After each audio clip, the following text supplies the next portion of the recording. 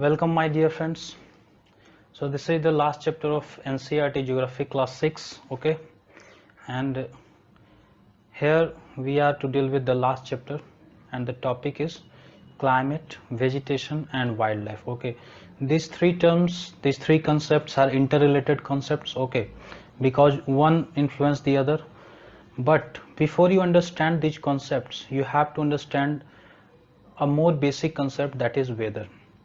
Okay आपने अगर news channel देखा होगा तो उसमें वेदर फोरकास्ट किया जाता है, राइट। उसमें बताया जाता है कि आज कोलकाता का या मुंबई का या चेन्नई का आज ये टेम्परेचर था और कल ये होने वाला है। फॉर एग्जांपल मैक्सिमम टेम्परेचर बता दिया इन्होंने कि 29 डिग्री सेल्सियस होगा था आज, और मिनिमम जो है 20 डिग्री सेल्सियस के आसपास था, और अगला एक सप्ताह में जो है ऐसा कुछ वेरिएशन होने वाला है। प्रेसिपिटेशन के बारे में बता दिया कि भाई कल जो है बारिश होने की संभावना है, तो आप थोड़ा अम्ब्रेला वगैरह का यूज कर लेना, राइट। ह्यूमिडिटी के बारे में बता दिया कि एयर के अंदर जो है इतना जो है वाटर कंटेंट होने वाला है, तो थोड़ा गर्मी बढ़ सकती है या कम सकती है अकॉर्डिंगली। विंड स्पीड के बारे में बताया जाता है, ओके, कि विंड का ये स्पीड हो सकता है, तो थोड़ा आप अलर्ट हो जाएं, ओके, क्योंकि स्टॉर्मी वेदर जो होता है उसमें विंड स्पीड काफ़ी ज़्यादा हो जाता है, तो वेदर फोरकास्ट में विंड स्पीड भी बताया जाता है। सनसाइन, क्लाउडी डेज अगर होंगे तो सनसाइन कम होगा, क्लाउडी डेज नहीं होगा तो सनसाइन ज़्यादा होगा, राइट।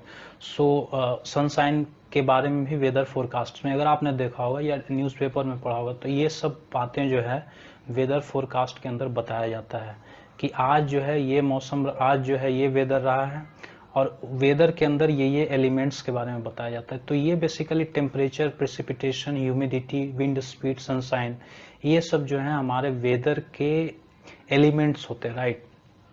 तो अब हम आते हैं कि वेदर आखिर होता क्या है, what is this weather. So weather is basically a change in the atmosphere और द एटमॉस्फेरिक कंडीशंस। तो हम जो चेंज की बात करें वो चेंजेज आते हैं हमारे टेम्परेचर के अंदर, वो प्रेसिपिटेशन यानी रेनफॉल के अंदर चेंज आ सकते हैं। ह्यूमिडिटी, एयर के अंदर कितना पानी है, ह्यूमिडिटी यानी हमारा जो एयर के अंदर है उतना मॉइस्चर कंटेंट कितना है, राइट, तो उसको ह्यूमिडिटी बोला जाता है। The amount of water vapour that is content in air is called humidity. Then there is wind speed. Wind speed is a very important element of weather, okay, तो इसी के लिए इसके बारे में भी वेदर फोरकास्ट में बताया जाता है, right. Then there is sunshine. Sunshine means you know what, the days are cloudy or days will be like sunshine days, तो उससे भी काफ़ी इम्पैक्ट होता है वेदर के ऊपर। तो weather is basically what change in the atmospheric conditions over a small place, this is small place over a short period of time, and this short period of time में भी hourly, hour to hour भी weather जो है forecast किया जा सकता है। Daily basis पर तो होता ही है, वीकली बेसिस पर भी वेदर फोरकास्ट किया जाता है, फॉर नाइटली बेसिस पर यानी हर 15 दिन में वो आपको फोरकास्ट करके बता देंगे, मंथली बेसिस पर भी हो सकता है, राइट। वेदर को आप वेदर कंडीशंस के बारे में जान सकते हो। तो हमने जाना कि वेदर क्या है और वेदर के एलिमेंट्स क्या है, यानी वेदर की जब बात करते हैं तो वेदर के अंदर किन चीज़ों की बात करते हैं, तो वेदर के अंदर हम इन चीज़ों के बारे में बात करते हैं, तो इनको आप एलिमेंट्स ऑफ वेदर बोल सकते हो। They are the elements of weather, okay. Now weather हमारा जो बेसिक कंसेप्ट था, अब इसी से हम जो है अगला अपना जो कंसेप्ट है उसके बारे में जानेंगे, and that is what, that is season. So season is what we have now to understand what is season, okay. So first I would take you to this definition, what is this season all about. So my friends, season is basically nothing but a prevalence of common weather conditions, okay, during particular periods of an year.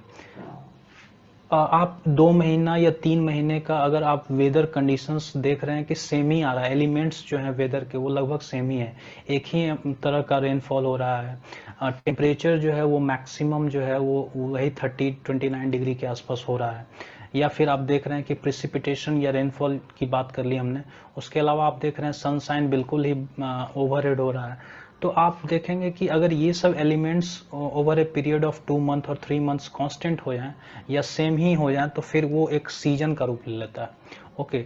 So whether क्या होता है, season क्या होता है, so common weather phenomena, common type of characteristics होते हैं weather के अंदर, ओके, तो उसको हम सीजन नाम दे देते हैं, ओके।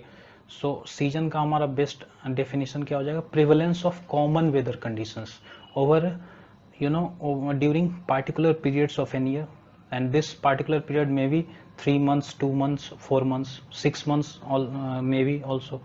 तो सीजन ये होता है कि हमारे पास कॉमन वेदर कंडीशंस हो जाते हैं, यानी हमारे एलिमेंट्स जो हैं वेदर के वो कुछ कॉमन कैरेक्टरिस्टिक्स शो करने लगते हैं in terms of rainfall, in terms of sunshine, in terms of humidity, तो फिर वो उनको सीजन देते हैं।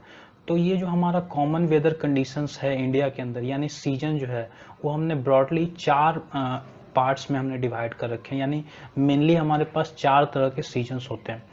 तो पहला हमारे पास होता है जो cold weather season, which starts from December and February आते आते वो लगभग खत्म हो जाता है। हालांकि वो ऐसा कोई स्ट्रिक्ट डिमार्केशन नहीं है कि बिल्कुल 1 दिसंबर से स्टार्ट हो जाएगा और 28 या 29 फरवरी को खत्म हो जाएगा।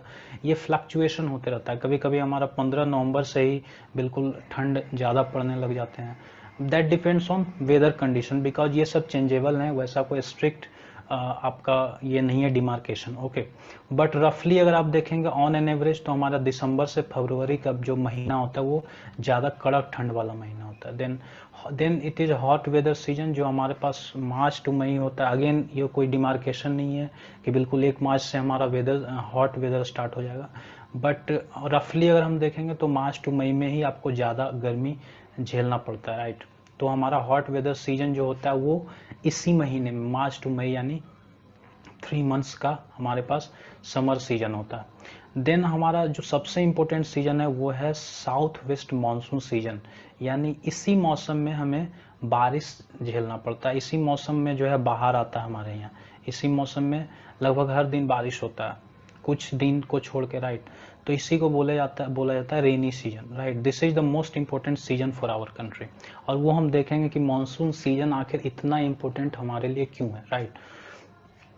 ये बेसिकली 1 जून से स्टार्ट हो जाता है और सितंबर आते आते फिर वो मानसून विड्रॉ होने लगता है। तो हमारा लास्ट ऑफ सितंबर से फिर मानसून जो विड्रॉ होने लगता है तो उसको एक अलग सीजन का हम नाम देते हैं, that is called season of retreating monsoon. Means monsoon is now retreating from India. So this season is called autumn season, और ये हमारा अक्टूबर और नवंबर का जो महीना होता है इसमें पूरी तरीक़ा से हमारा जो मानसून है हमें छोड़ के चला जाता है, राइट। तो ये मेजर 4 सीजन्स हैं। अब हम इसको एक एक करके समझने की कोशिश करेंगे। तो पहला हमारा है कोल्ड वेदर सीजन, या फिर जिसको हम विंटर सीजन बोलते हैं। इसमें क्या होता है कि हमारा जो सन है वो इंडिया या नदर्न हेमिस्फीयर में क्या होता है कि स्लैंट रेज देते हैं। स्लैंट रेज मीन्स हमें, आप सन को कभी भी ओवरहेड नहीं पाएंगे। सन हमेशा, अगर आप मान लो यहाँ पर खड़े हैं तो आपका सन या तो इधर आएगा या फिर थोड़ा स्लैंट टाइप का, ओवरहेड यहाँ पर सन जो आना चाहिए था तो यहाँ पर सन आएगा नहीं आपका, राइट। सन जो है इधर लो हॉरिजन से ही निकल जाएगा, तो हमेशा आपको एक स्लैंट रेज मिलेंगे, स्लैंट टाइप के रेज मिलते हैं, आपको डायरेक्ट सनलाइट नहीं मिलेगा। ओके, तो ऐसे कंडीशंस में क्या होते हैं कि अगर आपको स्लैंट रेज आएंगे तो उतना हीट जो है क्रिएट नहीं कर पाता है, हमारा जो सरफेस है लैंड का वो उतना हीट हो नहीं पाता है। तो इसलिए टेम्परेचर हमारा नॉर्मली कम ही रहता है, तो इसीलिए इसको विंटर सीजन बोलते हैं, राइट। क्योंकि हमारा जो लैंड सरफेस है उस पर डायरेक्ट रेज नहीं आते हैं, स्लैंट रेज आते हैं। और स्लैंट रेज में हमने देखा हुआ है पिछले चैप्टर्स में कि स्लैंट रेज में उतनी हीट नहीं होती है, that is why this area is not heated so much. तो हमारा टेम्परेचर नॉर्मली लो ही रहता है। और आप देखेंगे कि इंडिया के अंदर जो कोल्ड वेदर सीजन है वो काफ़ी वेरी करता है। गैंजेटिक प्लेन में कभी कभी टेम्परेचर 10 डिग्री से भी नीचे चला जाता है। दिल्ली वगैरह में 4 डिग्री सेल्सियस तक टेम्परेचर हो जाना कोल्ड वेदर सीजन में, दिस इज वेरी बहुत ही ऑफन हो जाता है। ये लद्दाख वगैरह में तो -42 डिग्री सेल्सियस तक टेम्परेचर चला जाता है। तो कोल्ड वेदर सीजन ये एक बहुत ही इंपॉर्टेंट फेनोमेना है। और इसका एक ही रीजन है, क्यों? क्योंकि नदर्न हेमिस्फीयर में सन्स जो हैं स्लैंट आते हैं। ओके, हॉट वेदर सीजन और समर सीजन में बिल्कुल उल्टा, यानी हमारा सन जो है बिल्कुल ही ओवरहेड होता है। ओवरहेड सन का मतलब maximum heating on earth surface. Maximum heating का मतलब हमारा टेम्परेचर क्या हो जाएगा, ऊपर चला जाएगा। एज ए रिजल्ट क्या होगा, जो हमारा एरिया है बिल्कुल काफ़ी हीटेड हो जाएगा, इंटेंसली हीटेड, और हमारा जो एवरेज टेम्परेचर है वो काफ़ी ज़्यादा बढ़ जाता है। So this results into hot weather season. Okay, कुछ हॉट एंड ड्राई विंड्स जैसे लू चलते हैं हमारे यहाँ, जो काफ़ी डेंजरस होते हैं। अगर लू की चपेट में आने से कभी कभी डेथ भी हो जाते हैं इंसान के। तो लू बेसिकली हमारा जो गैंजेटिक प्लेन है उसमें भी दिल्ली और वो जो दिल्ली से पटना का जो इलाका है उसमें लू चलता है, और ये काफ़ी डेंजरस होता है क्योंकि हॉट विंड होता है और बिल्कुल इसी एरिया में चलता है, राइट। तो ये रीजनल विंड होता है। Then we have another season which is called south west monsoon और रेनी सीजन। अब ये सबसे इम्पोर्टेंट सीजन है हमारे लिए और इसे समझना भी काफ़ी इम्पोर्टेंट, राइट। तो लेट अस अंडरस्टैंड ये है क्या कि साउथ वेस्ट मानसून सीजन और रेनी सीजन। देखो, इसे समझने से पहले आपको समझना होगा कि हमारा जो समर सीजन होता है इससे जस्ट पहले आता है। तो समर सीजन में हमारे पास क्या होते हैं कि सन्स रेज जो होते हैं बिल्कुल डायरेक्ट आते हैं, तो हमारा सरफेस जो है काफ़ी ज़्यादा हीट हो जाता है। सरफेस के अराउंड जो एयर होता है वो इंटेंस हीटिंग हो जाता है उसका, एयर का। तो ये जो एयर है काफ़ी ज़्यादा हीट होने के कारण जो है ऊपर उठने लगते हैं, this air starts uplifting upward. अब इससे क्या होगा कि ये जो एरिया है वो एयर का डेंसिटी इस एरिया में कम हो जाएगा। अब एयर का डेंसिटी कम होने के कारण ये एरिया थोड़ा सा खाली टाइप का हो जाएगा। और मानसून को समझने का सबसे एक अच्छा उपाय यह है कि आप ये समझिए कि लैंड और वाटर का जो अगर हीटिंग अगर आप देखेंगे तो लैंड बहुत ही जल्दी हीट हो जाता है इन कंपैरिजन टू वाटर, और ठंडा भी बहुत जल्द हो जाएगा। लेकिन वाटर को हीट होने में टाइम लगता है, राइट। तो हमारा जो नदर्न हेमिस्फेयर है तो ये इसमें लैंड एरिया जो है वो तो काफ़ी जल्दी हीट हो जाता है। तो यहाँ पर क्या होता है, हवा ऊपर चला जाता है और हमारा जो यहाँ प्रेशर है एयर का, एयर प्रेशर, तो एयर प्रेशर क्या होता है वो बेसिक चीज है जो आपको समझना होगा। Air pressure actually amount of pressure that is exerted by atmospheric aeros. हम जानते हैं कि हम जहां पर रहते हैं उसके ऊपर एटमॉस्फेयर है और एटमॉस्फेयर एयर से बना हुआ है, राइट। तो एयर का जो प्रेशर है हमारे ऊपर उसी को बोलते हैं एटमॉस्फेरिक प्रेशर।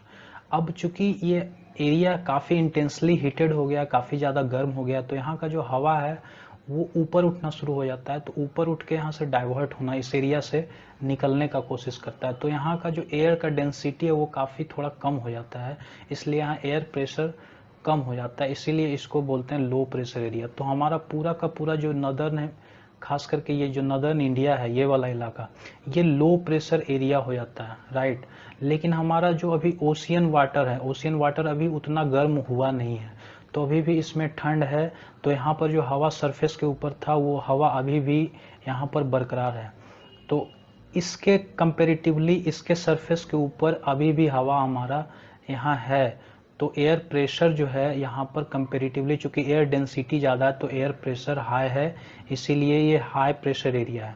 अब होता क्या है कि लो प्रेशर एरिया और हाई प्रेशर एरिया में उसी तरीका का फर्क होता है। जैसे अगर आप वाटर एक यहाँ पर डालोगे तो वाटर ऐसे घुल के यहाँ पर फिर लुढ़क के यहाँ चला आएगा।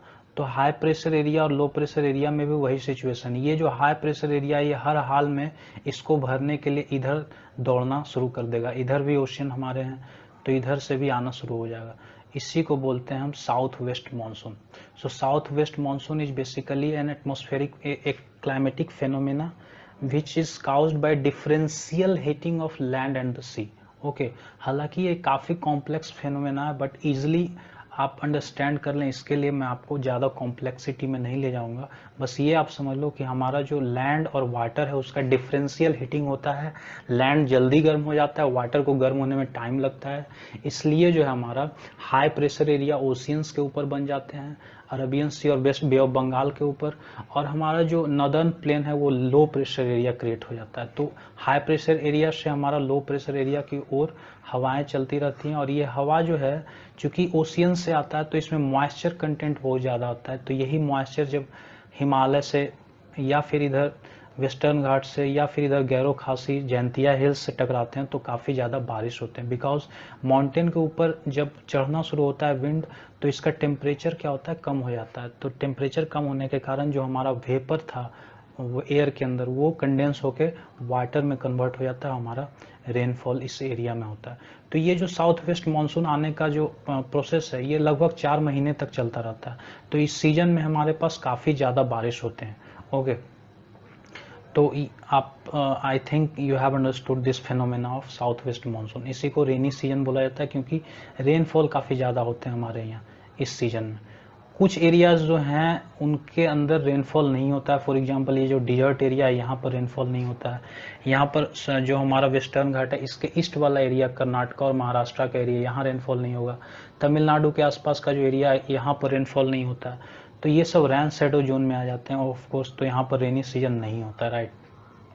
Then season of retreating monsoon और ऑटम, होता क्या है कि आपका सितंबर के लास्ट आते आते अपना पानी भी जो है हीट हो जाता है, और तब तक क्या है जो हमारा ये वाला सनलाइट जो हमें डायरेक्ट मिला था अब स्लैंट मिलना शुरू हो जाता है, यानी विंटर सीजन का अराइवल हो जाता है यहाँ पर।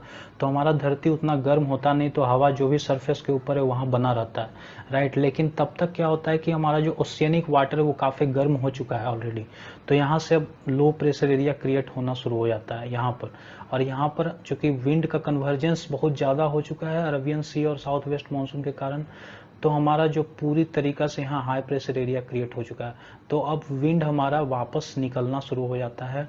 तो इसी को बोलते हैं हम लोग रिट्रीटिंग मानसून, मीनिंग हमारा मानसून अब क्या हो रहा है, रिट्रीट हो रहा है, वापस जा रहा है। तो इसके कारण ही इसको मानसून को रिट्रीटिंग, ये जो मौसम है हमारा सितंबर लास्ट से जो शुरू होता है और लगभग अक्टूबर नवंबर तक चलता है, तो अक्टूबर नवंबर का जो महीना है इसमें हमारा जो साउथ वेस्ट मानसून है वो वापस होने लगता है, इसी को बोलते हैं retreating monsoon. Okay, so monsoon air is now withdrawing from India, so this is called retreating monsoon. इसमें होगा वेदर फेनोमेना, इसमें ये होगा कि आप देखेंगे कि ठंड के मौसम में अक्टूबर का जो महीना है थोड़ा कंपेरेटिवली गर्म हो जाता है। Okay, so this is all about retreating monsoon. Okay, now ये रिट्रीटिंग मानसून में होता क्या है कि जो यहाँ से एयर निकलता है ओशियनिक लो प्रेशर को भरने के लिए, तो यहाँ पर बीच में मॉइस्चर कंटेंट काफ़ी, चूँकि ये एयर जो है काफ़ी ड्राई एयर हो चुका है, सारे पानी तो इन्होंने हिमालय और ये अरावलीज वगैरह ये अपना वेस्टर्न घाट वगैरह में इन्होंने ड्रॉप कर दिए बिकॉज ऑफ कंडेंसेशन। तो अब ये एयर बिल्कुल ड्राई हो चुका है। तो अब जो एयर ये बे ऑफ बंगाल से होकर फिर तमिलनाडु से होकर गुजरता है, तो तमिलनाडु में काफ़ी ज़्यादा बारिश हो जाता है। तो ये जो रिट्रीटिंग मानसून है इसके कारण तमिलनाडु के एरिया में काफ़ी बारिश होती है। ओके, और आंध्र प्रदेश का जो एरिया है। ओके, देन दिस सीजन का हमारा जो कंसेप्ट है क्लियर हो चुका है आई होप। अब हम क्लाइमेट की बात करेंगे। तो क्लाइमेट और वेदर जो है, क्लाइमेट समझने से पहले आपको वेदर समझना जरूरी था, और वो हमने आपको बता दिया कि वेदर क्या होता है। अब क्लाइमेट क्या होता है कि क्लाइमेट इज बेसिकली हमारा जो है वो एवरेज वेदर कंडीशन से over N extended period of time. हम काफ़ी सालों तक अगर आप वेदर कंडीशंस का एवरेज निकालेंगे तो आपको क्लाइमेट मिलेगा। फॉर एग्जांपल 30 to 35 ईयर्स अगर आप किसी प्लेस का वेदर कंडीशंस को एनालाइज करेंगे, असेस करेंगे, उसका एवरेज निकालेंगे, तब जाकर आपको क्लाइमेट के बारे में उस एरिया का पता चलेगा। तो फॉर एग्जांपल हमारा इंडिया का जो क्लाइमेट है वो उसको मानसून टाइप क्लाइमेट बोला जाता है because of huge influence of monsoon on Indian seasons and India's weather phenomena. ठीक है, तो सबसे पहले हम लोग देख लेंगे कि आखिर क्लाइमेट और वेदर में फ़र्क क्या है। थोड़ा सा बेसिक डिफरेंस जो है वो हम समझने का कोशिश करेंगे, राइट। तो ये हमने यहाँ पर थोड़ा सा चार्ट बनाया हुआ है क्लाइमेट और वेदर के बीच का डिफरेंस का। तो क्लाइमेट बेसिकली क्लाइमेट जब हम कैलकुलेट करते हैं तो climate long period of time calculate करते हैं। For this is basically average weather conditions for an extended period of time, and this extended period is 30 to 35 years. Okay, लेकिन weather क्या है, वेदर तो हम डेली कैलकुलेट कर सकते हैं, वीकली लेवल पर कैलकुलेट कर सकते हैं, फोर्टनाइटली या मंथली भी हम वेदर को जानने की कोशिश करते हैं। वेदर फोरकास्ट हमने बताया किस तरीका से होता है। So this is basically concern with shorter period of time. Okay, then relatively climate जो होता है काफ़ी इसमें थोड़ा स्टेबिलिटी होता है, बिकॉज क्लाइमेट चेंज होने में आपको डिकेड्स लग जाते हैं, 20 साल 30 साल 40 साल तक का टाइम लग जाता है। यहाँ तक कि 100 साल में भी क्लाइमेट कभी कभी चेंज नहीं होता है किसी किसी प्लेस का। लेकिन वेदर क्या है, ये हाईली अनस्टेबल है, हर घंटा हर पल जो है वेदर चेंज होते रहता है, टेम्परेचर चेंज हो जाएगा, रेनफॉल चेंज हो जाएगा, विंड स्पीड जो है चेंज हो जाएगा। तो वेदर का क्या है, वेदर तो किसी भी एलिमेंट में थोड़ा सा चेंज आ गया तो वेदर आपका चेंज हो गया। सो वेदर हाईली अनस्टेबल होता है, राइट। क्लाइमेट को study the study of climate is called climatology, right, but the study of weather is called the meteorology, right. तो ये बेसिक 3 डिफरेंसेस जो हैं हमें जानना था क्लाइमेट और वेदर के बारे में। सो हमने आपको I have described here, right?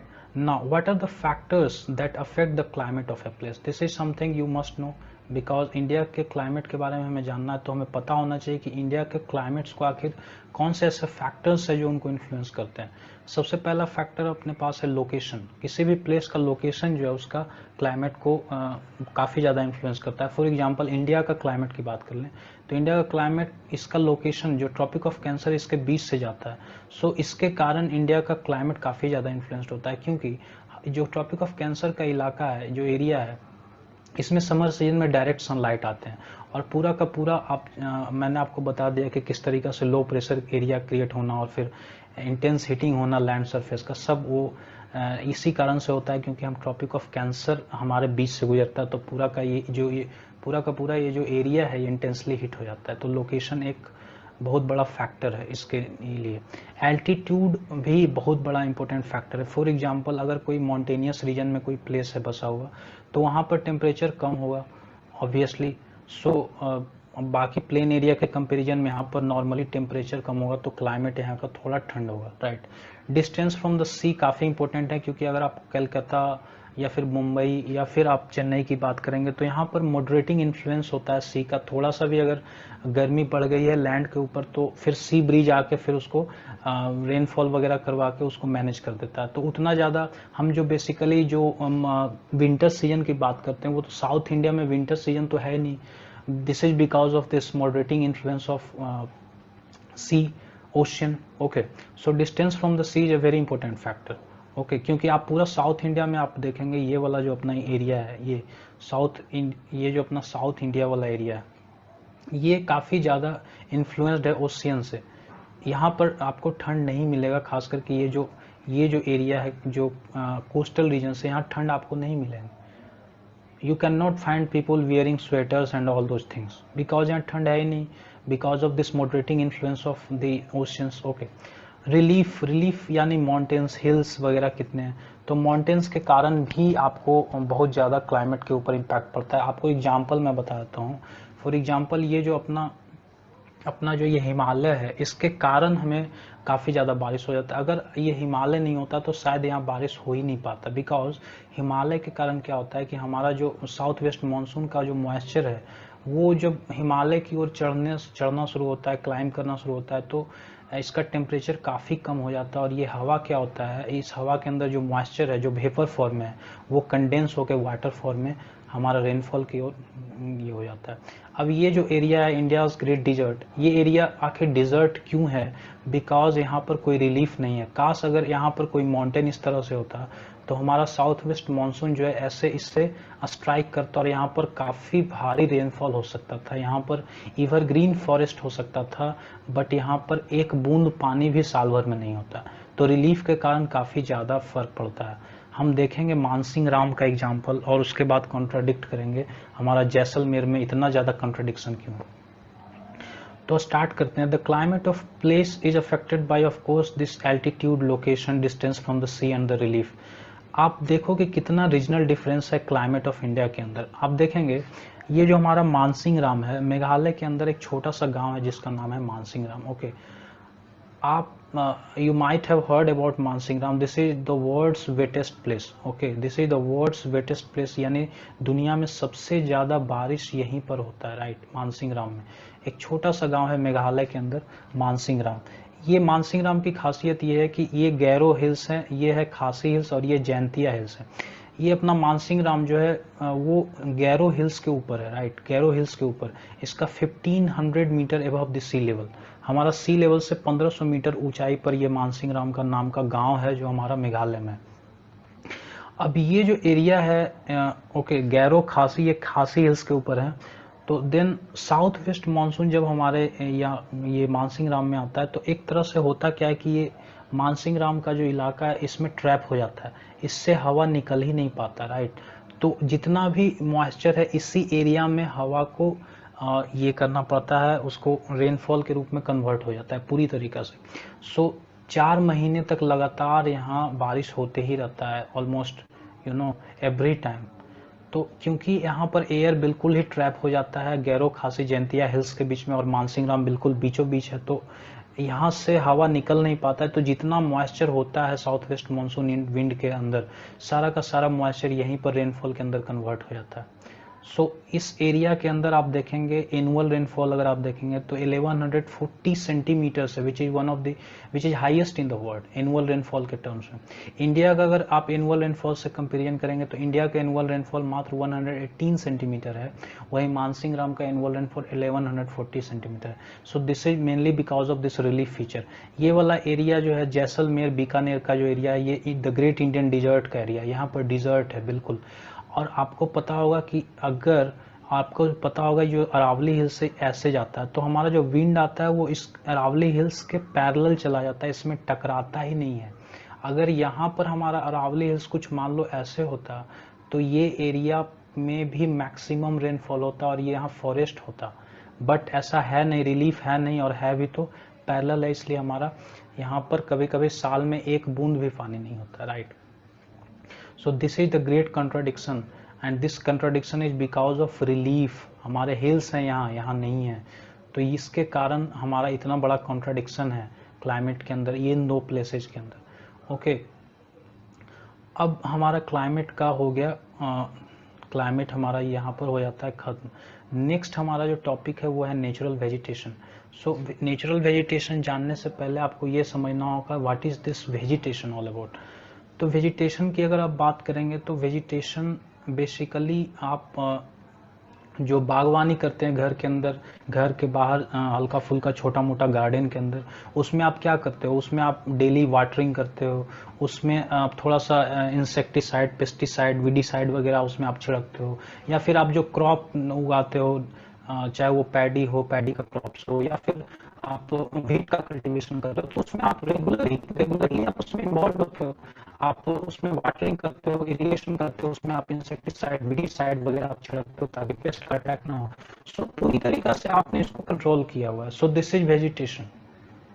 This vegetation is the growth of plants, or what you call fruits, vegetables, plants, trees, etc. with interference of human, with aid of human। इंसान मदद कर रहा है ग्रो करने में, तो उसको वेजिटेशन बोलते हैं। ओके, नेचुरल वेजिटेशन क्या होता है, उसमें इंसान को इतना ही करना होता है कि कुछ नहीं करना होता। ओके, तो natural vegetation are basically the growth of plants, trees without any human aid. इसमें ह्यूमन हुड नहीं होता, ये नेचुरली ग्रो करते हैं over a large area, right. इसमें ह्यूमन का कोई भी एड, हेल्प या कोई भी इंटरफेरेंस नहीं होता, राइट। तो इसमें ह्यूमन एड नहीं होता, इसीलिए वर्जिन वेजिटेशन बोला जाता है। वर्जिन वेजिटेशन का मतलब है बिल्कुल untouched, undisturbed vegetation. Okay, so natural vegetation की बात करेंगे वो भी इंडिया में, तो हमारे पास नेचुरल वेजिटेशन काफ़ी डिफरेंट टाइप्स के हैं, काफ़ी वेराइटीज है हमारे पास वेजिटेशंस के। ओके, और देखेंगे कि किस तरीका के वेजिटेशंस हमारे हैं और उस पर क्या मतलब क्यों इतना वेराइटीज है, क्या कौन सा फैक्टर है जो टाइप्स ऑफ वेजिटेशन को इन्फ्लुएंस करता है। So types of vegetation depends on two major factor, first is the temperature and then is the rainfall. Temperature और रेनफॉल के ऊपर ही हमारा टाइप्स ऑफ वेजिटेशन क्या होगा उस एरिया के अंदर, तो वो डिपेंड करता है, राइट। लेकिन इसके अलावा और भी फैक्टर्स हैं, जैसे सॉइल टाइप्स, सॉइल का जो वाटर होल्डिंग कैपेसिटी है वो कितना है, या फिर जैसे आपका सी से डिस्टेंस कितना है। उसके अलावा रिलीफ फीचर्स वगैरह भी वेजिटेशंस को मींस एल्टीट्यूड उस प्लेस का, ये सभी फैक्टर्स है, but these two are the most important factors, temperature and rainfall. इसके अलावा और भी काफ़ी सारे फैक्टर जो भी आपके क्लाइमेट के फैक्टर्स है वो यहाँ पर भी बिल्कुल एप्लीकेबल है। इंडिया की बात करेंगे तो इंडिया में मेनली हमारे पास 5 main types of natural vegetation है, जिसके बारे में डिटेल से आपको नेक्स्ट 7th क्लास में पढ़नी है, बट यहाँ पर मैं आपको थोड़ा सा briefly I will introduce you to every type of vegetation that we have in India। Okay, so first one is the tropical rain forest। इसी को इवरग्रीन फॉरेस्ट बोला जाता है। इवरग्रीन आपको नाम से ही पता चल रहा होगा कि इवरग्रीन मीन्स पेरेनियली ग्रीन होगा ये। इस फॉरेस्ट में आप जाओगे तो हमेशा आपको हरा भरा मिलेगा। इसका रीजन ये है कि इसमें बहुत ही अलग अलग वेराइटी ऑफ ट्रीज होते हैं, और इसके कारण क्या होता है कि वेराइटीज ऑफ ट्रीज चूंकि बहुत ज़्यादा होती है, तो आपको किसी पार्टिकुलर मौसम में ऐसा नहीं मिलेगा कि सारे के सारे जो है पत्ते जो है गिरे हुए हैं। तो कुछ ट्रीज हमेशा होंगे जो पत्तेदार होंगे। तो ये जो रीजन है पूरा एवरग्रीन फॉरेस्ट का, ये आपको हमेशा हरा मिलेगा, तो ये एरिया कहाँ मिलेगा, जहाँ पर रेनफॉल काफ़ी ज़्यादा होता हो। ओके, ज़्यादा रेनफॉल काफ़ी ज़्यादा होता है, और वो हमने देखा है कि हमारे यहाँ रेनफॉल सबसे ज़्यादा साउथ वेस्ट मानसून विंड के कारण कहाँ पर होता है। ये लो, ये हमने बना दिया इंडिया का मैप। ये हमारा वेस्टर्न घाट। अब जो साउथ वेस्ट मानसून जो हमारा वेस्टर्न घाट से टकराता है, तो यहाँ पर काफ़ी ज़्यादा रेनफॉल होता है। सो इस एरिया में आपको एवरग्रीन फॉरेस्ट मिलेंगे। उसके अलावा जो अपना मानसिंह राम वाला एरिया है, वहाँ पर भी काफ़ी ज़्यादा रेनफॉल होता है, तो वहाँ पर एवरग्रीन फॉरेस्ट आपको मिल जाएंगे। Then is tropical deciduous forest. Tropical deciduous forest का खासियत यह है कि यहाँ पर एक ही तरह के वेराइटी ऑफ ट्रीज होंगे। Variety of trees, species of trees की मैं बात कर रहा हूँ, राइट। तो ये ऐसे ट्रीज होते हैं जो एक पार्टिकुलर पीरियड ऑफ ईयर में, एक पार्टिकुलर सीजन में जो है अपने पत्ते सारे के सारे ये शेड कर देते हैं। तो आपको पतझड़ का मौसम में अगर आप ये फॉरेस्ट जाओगे तो पूरा सारा का सारा पेड़ जो है नंगा दिखेगा, एक भी पत्ता नहीं मिलेगा। तो ये ऐसा जो फॉरेस्ट होता है उसको ट्रॉपिकल डिसिडुअस फॉरेस्ट बोलते हैं, राइट। और यहाँ पर आप ऐसे फॉरेस्ट होने के लिए आपके पास तो एवरेज अमाउंट ऑफ रेनफॉल होना चाहिए, यानी एवरग्रीन में जितना भी होता है एवरेज, यहाँ पर अगर एवरग्रीन में आप देखोगे तो 200 सेंटीमीटर से ज़्यादा बारिश इन्वॉल्व होना चाहिए, लेकिन यहाँ पर यहाँ 50 से 120 तक में भी काम चल जाता है, right. Thorny forest, tropical deciduous forest कहाँ होंगे, हमारे सेंट्रल इंडिया में। बिल्कुल, हमारा ट्रॉपिकल डिसीडुअस फॉरेस्ट से ही पूरा भरा पड़ा है, राइट। थॉर्नी फॉरेस्ट कहाँ होंगे, जहाँ पर बिल्कुल ही बारिश होता ही नहीं है, वहाँ पर लीव्स जो है मॉडिफाई होके थॉर्न्स बन जाते हैं, राइट। इसीलिए थॉर्नी फॉरेस्ट, थॉर्न मीन्स कांटा, ओके। सो लीफ का मॉडिफिकेशन हो जाता है ताकि ट्रांसपिरेशन ना हो पाए, ज़्यादा वाटर लॉस ना हो पाए। तो ऐसे प्लांट्स, कैक्टस, बबूल, ये सब जो प्लांट्स है आपको यहाँ पर मिलेंगे थॉर्नी फॉरेस्ट में। ये आपको डिजर्ट एरिया में मिल सकते हैं, राइट, क्योंकि यहाँ पर बहुत ही कम या न के बराबर बारिश होती है। माउंटेन वेजिटेशन नाम से ही आपको पता लग गया होगा कि ये हिमालयन रीजन में आपको मिलेंगे या हिली रीजन में। मैंग्रोव फॉरेस्ट्स आपको कहाँ मिलेंगे, मैंग्रोव फॉरेस्ट्स के बारे में ये है कि ये सेलाइन वाटर में आपको मिलेंगे, राइट। यहाँ पर जो हमारा वेस्ट बंगाल वाला जो एरिया है, यहाँ पर आपको मैंग्रोव फॉरेस्ट मिलेंगे। इसको यहाँ पर जो मैंग्रोव फॉरेस्ट है, यहाँ पर एक पार्टिकुलर टाइप ऑफ ट्री है जिसको सुंदरी ट्री बोलते हैं, इसीलिए हमारा सुंदरवन जो है उसमें मैंग्रोव फॉरेस्ट ही है वो बेसिकली। सो हमारा जो सुंदरवन है उसका नाम ही सुंदरी ट्रीज के ऊपर रखा गया, राइट। सो मैंग्रोव फॉरेस्ट की खासियत क्या है, ये सेलाइन वाटर में होंगे, right. So these are the 5 major types of vegetation that we have in our country. इसके बारे में ज़्यादा डिटेल से आपको 7th क्लास में पढ़नी है, ओके। तो यहाँ पर हमने आपको ब्रीफली बता दिया कि क्या है हमारे पास वेजिटेशन। ना हमारे पास वाइल्ड लाइफ की बात करनी है हमें, ओके, लेकिन उससे पहले थोड़ा सा वेजिटेशन का हमारे पास इम्पोर्टेंस क्या है उसके बारे में हम थोड़ा चर्चा करेंगे, राइट। तो this is I think yes, vegetation का क्या इम्पोर्टेंस है, ये थोड़ा सा सिग्निफिकेंस हमें देखना होगा कि आखिर वेजिटेशन, नेचुरल वेजिटेशन क्यों चाहिए हमें, फॉरेस्ट हमें चाहिए ही क्यों, क्यों फॉरेस्ट जरूरी है, राइट। तो सबसे पहली बात कि ऑक्सीजन का यही जो है आपको पता होगा, अमेजोन रेन फॉरेस्ट जो है ब्राजील और उधर साउथ अमेरिका के अंदर, तो उससे हम लंग्स ऑफ द वर्ल्ड बोला जाता है। लंग्स ऑफ द वर्ल्ड का मतलब है कि ऑक्सीजन का सप्लाई जो है सबसे ज़्यादा वहाँ से होता है। क्यों, क्योंकि जब फोटोसिंथेसिस होता है तो आपको पता होगा कि CO2 का एब्जॉर्प्शन होता है एटमॉस्फेयर से, और जो फोटोसिंथेसिस प्रोसेस है उसमें ऑक्सीजन का रिलीज होता है। तो ऑक्सीजन रिलीज हमेशा होते रहता है, फॉरेस्ट से बहुत ही ज़्यादा होता है, इसलिए हमें जो जीने के लिए ऑक्सीजन चाहिए वो यहीं से फॉरेस्ट से मिलते हैं और ट्रीज से मिलते हैं, ओके। CO2 सिक्वेस्ट्रेशन, यानी हमारा, आपने ग्लोबल वार्मिंग का नाम सुना है, उसमें सबसे बड़ा जो इम्पोर्टेंट फैक्टर है ग्लोबल वार्मिंग का वो है CO2, राइट। तो CO2 को सिक्वेस्ट करना, यानी हमारा जो ग्लोबल टेम्परेचर, जो बढ़ा हुआ टेम्परेचर, वो कहीं ना कहीं कम हो जाएगा। तो ज़्यादा से ज़्यादा अगर हमने ट्रीज लगा दिए और जो हमारा फॉरेस्ट है उसको हमने कंजर्व कर लिया तो कार्बन सिक्वेस्ट्रेशन होगा, क्योंकि आपको पता है जो प्रोसेस है फोटोसिंथेसिस उसमें CO2 का होना अनिवार्य है। तो CO2 कहाँ से आता है, एटमॉस्फेयर से एब्जॉर्ब करता है, right. CO2 plus H2O in the presence of sunlight and chlorophyll forms C6H12O6. This is called glucose and there is release of oxygen. So CO2 हमारा कहाँ से आता है? CO2 हमारा आता है एटमॉस्फेयर से. सो कार्बन सिक्वेस्ट्रेशन जो है प्लांट्स करते हैं. ओके, कार्बन को एब्जॉर्ब करते हैं एटमॉस्फेयर से. तो हमें ग्लोबल वार्मिंग से बचाया जा सकता है अगर हमने फॉरेस्ट को सही तरीका से कंजर्व कर लिया.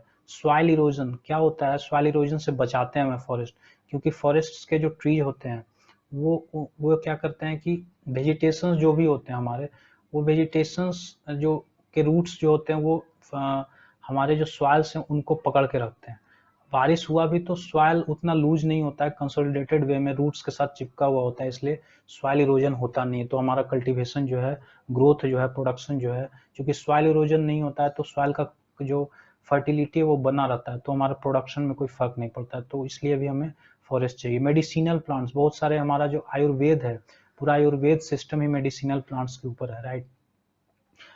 तो टिम्बर मीन्स हमारा फर्नीचर के लिए या जो भी हमारे पास चाहिए, वुड्स के जो हमारे पास होते हैं, जो भी घर के अंदर चेयर हो, टेबल हो, सब तो वुड्स के टिम्बर से ही बनते हैं. तो टिम्बर कहाँ से आते हैं? टिम्बर हमारे फॉरेस्ट से आते हैं. Forest produce, minor forest produce हो या मेजर फॉरेस्ट प्रोड्यूस है, जैसे हमारे पास हनी है, वैक्स है, रबड़ है, सबका सब फॉरेस्ट प्रोड्यूस के अंदर ही आता है, राइट.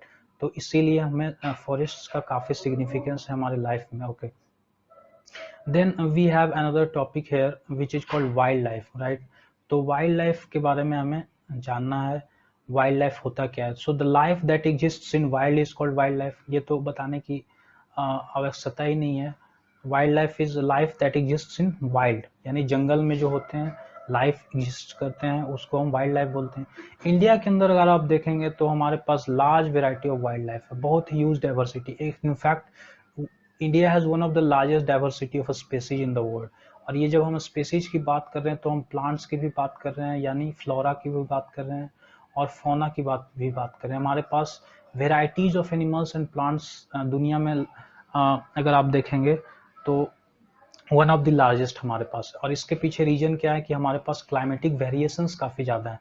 हमने देखा किस तरीका से कंट्राडिक्शंस है जैसलमेर और मानसिंगराम के अंदर. ओके, तो हमारे पास लैंड फॉर्म्स बहुत अलग अलग तरह के हैं. कोस्टल लैंड फॉर्म्स हैं हमारे पास, माउंटेनियस लैंड फॉर्म्स है, डिजर्ट एरियाज हैं हमारे पास, प्लेन एरियाज हैं हमारे पास. ओके, देन हमारे पास मैंग्रोव्स भी हैं, तो डेल्टा एरिया जो है, तो हर तरह का हमारे पास चूंकि लैंड फॉर्म्स है तो इतने अलग अलग तरह के हमारे पास स्पेसीज देखने को मिलते हैं.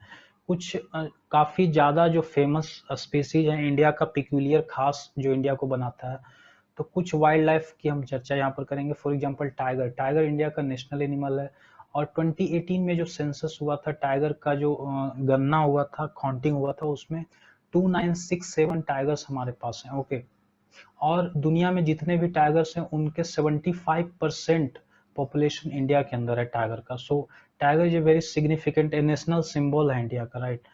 और उसमें से सबसे ज्यादा टाइगर अगर किसी स्टेट के अंदर है तो वो मध्य प्रदेश है. ओके, इसीलिए इसको टाइगर स्टेट बोला जाता है. कहाँ मिलेंगे आपको टाइगर्स? तो टाइगर्स आपको मिलेंगे बंधवगढ़ टाइगर रिजर्व के अंदर, जो मध्य प्रदेश के अंदर है. नागरहोल कर्नाटका के अंदर है, वहां पर आपको टाइगर्स देखने को मिल जाएंगे. जिम कॉर्बेट नेशनल पार्क जो हमारा इंडिया का सबसे पहला नेशनल पार्क उत्तराखंड में, यहाँ पर आपको टाइगर पॉपुलेशन अच्छा खासा देखने को मिल जाएगा. तो आप ये याद रखेंगे, gym Corbett national park is India's first national park that was established. तो यहाँ पर टाइगर पॉपुलेशन काफी ज्यादा है. रैंथमबोर टाइगर रिजर्व राजस्थान में है, तो उसके अंदर भी आपको टाइगर्स देखने को मिल जाएंगे. इसके अलावा और भी कई सारे हैं जहां पर आपको टाइगर्स देखने को मिल जाएंगे. लायंस, लायन को किंग बोला जाता है, जंगल किंग. ओके, तो एशियाटिक लायंस की जहां तक सवाल है तो वो सिर्फ आपको इंडिया में ही अब देखने को मिलेंगे. एशियाटिक लायंस कभी बहुत बड़ा रेंज में होता था, पर्सिया से लेके इंडिया और इंडियन सब कॉन्टिनेंट में ही पूरा पाया जाता था, बट अब लायंस हर जगह से एक्सटिंक्ट हो चुका है, लगभग इंडिया में ही आपको ज़्यादा देखने को मिलेगा. और उसमें भी जीर फॉरेस्ट जो है हमारा गुजरात के अंदर, तो यहाँ पर अपना जीर फॉरेस्ट है, यहाँ पर आपको ये होम ऑफ एशियाटिक लायंस है. तो ज़्यादातर कंसंट्रेशन जो है एशियाटिक लायंस का यहीं पर है. ओके, ना एलिफेंट्स. एलिफेंट्स जो हैं आपको इंडिया का एक बहुत ही एक स्पेशल एनिमल है elephant. Starting from ancient history आप एलिफेंट्स का काफ़ी सिग्निफिकेंस है हमारा कल्चर में भी. Okay, because of this Lord Ganesha, okay, Lord Ganesha. तो एलिफेंट्स का काफ़ी सिग्निफिकेंस है। कर्नाटका के अंदर आपको एलिफेंट सबसे ज़्यादा देखने को मिलेंगे, राइट। और उसमें भी जो बंदीपुर नेशनल पार्क है कर्नाटका के अंदर, वहाँ पर आपको पूरा इंडिया में सबसे ज़्यादा एलिफेंट देखने को मिलेगा। इसके अलावा केरला में एलिफेंट्स मिलेंगे आपको। इसके अलावा असम में भी आपको एलिफेंट्स देखने को मिल जाएंगे, और भी इंडिया का जो प्लेन एरिया है वहाँ पर आपको एलिफेंट्स देखने को मिल जाएंगे। वन हॉर्न राइनोसेरस की बात करेंगे तो असम में तीन ही स्टेट्स में आपको वन हॉर्न राइनो जो है नेचुरली आपको मिलेंगे, असम में, वेस्ट बंगाल में और यूपी के अंदर। ओके, काजीरंगा नेशनल पार्क जो है असम के अंदर, वो इसके लिए स्पेशलाइज्ड है। वन हॉर्न राइनोसेरस का सबसे ज़्यादा पॉपुलेशन आपको यहाँ मिलेगा। पोवितोरा नेशनल पार्क है असम के अंदर, वहाँ भी आपको मिलेगा।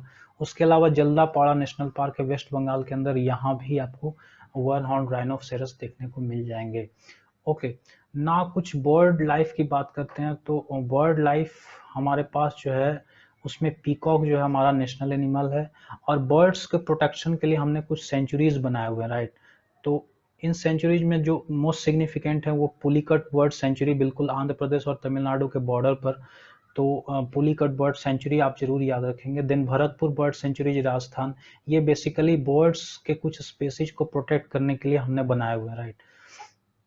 सो दिस इज बट हुआ क्या है कि पिछले कुछ सालों में, या कह लें कि पिछले 2-3 डिकेड्स में, 10-20 सालों के अंदर हमारा जो वाइल्ड लाइफ वो काफ़ी ज़्यादा डिस्टर्ब हुआ है बिकॉज ऑफ डिफोरेस्टेशन। हमने पेड़ काफ़ी तेज़ी से काटे हैं। हमारा जो ग्रीड है, ह्यूमन ग्रीड, उसके कारण हमने शेर को मारना था, शेर के साथ फोटो खिंचवाने का जो एक परंपरा चला था, उसके कारण शेर का काफ़ी नुकसान हुआ, और वाइल्ड एनिमल जितने भी हैं उनका काफ़ी नुकसान हुआ। एलिफेंट्स का जो दांत होता है, टस्क जिसको बोलते हैं, इसके कारण चूंकि इसका इलीगल ट्रेड में इसका बहुत ज़्यादा रकम दिया जाता है इंटरनेशनली, तो इसके कारण एलिफेंट्स पॉपुलेशन का हमारा डिक्लिनेशन हुआ है। हमारे ट्रीज, फॉरेस्ट, सबका पूरा का पूरा जो है तबाही है ह्यूमन का जो ग्रीड है उसके कारण, राइट। तो हमने फॉरेस्ट को कंजर्व करने के लिए और वाइल्ड लाइफ को कंजर्व करने के लिए कुछ रिस्ट्रिक्टेड एरियाज हम बनाते हैं, जिसको बोलते हैं wild life sanctuaries, national parks और बायोस्फीयर रिजर्व्स। ये तीनों हमारे पास वाइल्ड लाइफ प्रोटेक्शन के लिए बनाए गए रिस्ट्रिक्टेड एरियाज हैं, जिसमें अलग अलग लेवल ऑफ कंजर्वेशन होता है, अलग अलग लेवल ऑफ हमारा रिस्ट्रिक्शन होता है। For example wild life sanctuaries जो हैं ये कुछ डेडिकेटेड एनिमल्स के लिए बनाए जाते हैं। फॉर एग्जांपल हमारे पास जो टाइगर रिजर्व्स हैं वो एक तरह का वाइल्ड लाइफ सेंचुरी होता है, because that is dedicated to a single animal, that is tiger. Okay, तो इंडिया में जो वाइल्ड लाइफ सेंचुरीज हैं वो 566 हैं अप टू 2020 का मैं बात कर रहा हूँ। तो ईयर 2020 में ये हमारे पास 566 हमारे पास अभी वाइल्ड लाइफ सेंचुरी है। ओके, वाइल्ड लाइफ सेंचुरी में ह्यूमन का जो एंट्री है वो अलाउड है, बट जो एक्टिविटी है ह्यूमंस के वो रिस्ट्रिक्टेड है। फॉर एग्जांपल आप हनी वगैरह कलेक्ट कर सकते हो वाइल्ड लाइफ से, बट जो नेशनल पार्क्स हैं इसमें हायर लेवल ऑफ प्रोटेक्शन होता है। और नेशनल पार्क की खासियत ये है कि ये किसी एक एनिमल्स के लिए नहीं बनाए जाते हैं नेशनल पार्क्स। इसमें काफ़ी सारे एनिमल्स और जो प्लांट्स हैं उसको कंजर्व करने के लिए हम नेशनल पार्क बनाते हैं। तो इसमें डिग्री ऑफ प्रोटेक्शन काफ़ी ज़्यादा होता है, इसमें ह्यूमन एंट्री बिल्कुल अलाउड नहीं है। बट आप अगर आपको एंट्री लेना है तो कुछ खास मकसद होना चाहिए। For example wild life photographers, या फिर आपका जो जियोलॉजिस्ट्स हैं उनको, इन्वायरमेंटलिस्ट्स हैं उनको रिसर्च वगैरह करने के लिए यहाँ पर अलाउड होता है जाना, राइट। 104 हमारे पास नेशनल पार्क्स हैं इंडिया में इन 2020। ओके, 2020 के अंदर हमारे पास 104 नेशनल पार्क्स हैं। बायोस्फीयर रिजर्व्स एक बहुत ही बड़ा एरिया होता है। ओके, ये इसमें कई सारे नेशनल पार्क्स होते हैं, कई सारे वाइल्ड लाइफ सेंचुरीज को मिला के हमारा बायोस्फीयर रिजर्व बनाया जाता है। For example Nilgiri biosphere reserve जो है वो 3 स्टेट्स के अंदर है, तमिलनाडु, कर्नाटक और केरला। जो हमारा ये वाला जो एरिया है ये पूरा नीलगिरी बायोस्फीयर रिजर्व है। यहाँ पर बहुत सारे नेशनल पार्क्स और वाइल्ड लाइफ सेंचुरीज को मिलाकर ये बायोस्फीयर रिजर्व बनाया गया, ताकि एक बहुत ही बड़ा एरिया को हम कंजर्व कर सकें ह्यूमन इंटरफेरेंस से, और हम उससे बचा सकें। उसके अलावा कुछ गवर्नमेंट स्कीम्स और प्रोग्राम्स भी बनाए गए हैं सो दैट पार्टिकुलर एनिमल्स को बचाया जा सके। फॉर एग्जांपल प्रोजेक्ट टाइगर जो हमारा है वो टाइगर पॉपुलेशन को कंजर्व करने के लिए हमने 1973 के अंदर इंडिया में लॉन्च किया गया था, और इसका काफ़ी पॉजिटिव रिजल्ट आया है। आप देख लें कि हमारा जो टाइगर पॉपुलेशन है उसकी अगर कंपैरिजन करेंगे तो पिछले 10-20 सालों में हमने 20 सालों में मान के चलो 2008 से लेकर 2018 तक 10 सालों में हमने लगभग डबल कर लिया है टाइगर पॉपुलेशन को। ओके, 1411 हमारा टाइगर पॉपुलेशन हुआ करता था, जो 2018 के अंदर 2967 हो चुका है, तो लगभग डबल हमने कर लिया टाइगर पॉपुलेशन को, thanks to tiger conservation program, हमारा जो प्रोजेक्ट टाइगर है। प्रोजेक्ट टाइगर स्टार्ट हुआ था एक जो हमारा जिम कॉर्बेट नेशनल पार्क है, इंडिया का सबसे पहला जो नेशनल पार्क है उसके अंदर, फिर बाद में पूरा इंडिया में इसको एक्सटेंड कर दिया गया था। ओके, ये काफ़ी सक्सेसफुल रह चुका है प्रोजेक्ट टाइगर, और अभी भी इंडिया में ये प्रोग्राम चलता है। प्रोजेक्ट एलिफेंट जो है वो एलिफेंट्स के प्रोटेक्शन के लिए बनाए गए हैं। एलिफेंट्स के प्रोटेक्शन, इनका हैबिटेट का जो प्रोटेक्शन, यानी जो एरिया में ये रहते हैं उसके अलावा इनका जो कॉरिडोर्स है, इनके प्रोटेक्शन के लिए हम प्रोजेक्ट एलिफेंट हमने लॉन्च किया था 1992 के अंदर, सो दैट हम एलिफेंट का जो पॉपुलेशन है, एलिफेंट्स को बचा सकें, हैबिटेट लॉस उनका ना हो। आप जानते हैं कि ह्यूमन एनिमल कन्फ्लिक्ट कितना ज़्यादा होता है, आप बराबर न्यूज़ में सुनते होंगे कि ह्यूमन पॉपुलेशन के अंदर जो है, ह्यूमन विलेज के अंदर जो है, या फिर किसी सिटी के अंदर या फिर किसी बस्ती के अंदर जो एलिफेंट्स घुस गया और फिर तबाही मचा दी। तो ऐसा इसलिए हो रहा है कि हमने फॉरेस्ट को श्रिंक कर दिया है, फॉरेस्ट को इतना बड़ा होता था, अब ये इतना बड़ा हो गया, फिर इतना बड़ा, तो हमने फॉरेस्ट का जो डिफॉरेस्टेशन के कारण जो फॉरेस्ट का जो एरिया है वो काफ़ी हमने कम कर दिया है।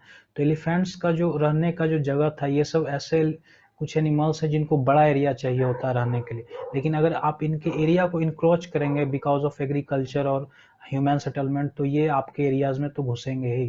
तो सबसे बड़ा रीजन वही है। कॉरिडोर्स वो होते हैं जो दो हैबिटेट्स के बीच में एक एरिया होता है जिसके थ्रू ये यहाँ से यहाँ जाते हैं, मूवमेंट करते हैं। तो इनके कॉरिडोर्स का भी काफ़ी नुकसान हुआ because of this human interference, road, bridge construction और एक्सेट्रा थिंग्स के कारण। तो प्रोजेक्ट एलिफेंट इंडिया में लॉन्च हुआ था 1992 के अंदर, और ये भी काफ़ी कुछ हद तक सक्सेसफुल रहा है इंडिया में एलिफेंट्स को प्रोटेक्शन को लेके जो ये प्रोग्राम बना था, right. So this is the end of this chapter, everything I have covered in this chapter. Okay, so कहीं भी आपको कोई प्रॉब्लम हो रहा हो तो आप थोड़ा स्क्रीनशॉट ले लें उन चीज़ों का। आप काफ़ी हमने आसान लैंग्वेज में लिखा हुआ है, so that you can understand it very easily, right. And every concept has I have cleared in this chapter. Now it's, I think I have comprehensively covered, पूरी तरीक़ा से हमने इस चैप्टर को कवर कर दिया है। आपको अगर समझ नहीं आ रहा है कोई भी concept, you can ask me by commenting on the comment box, right? So thank you for joining. Thank you.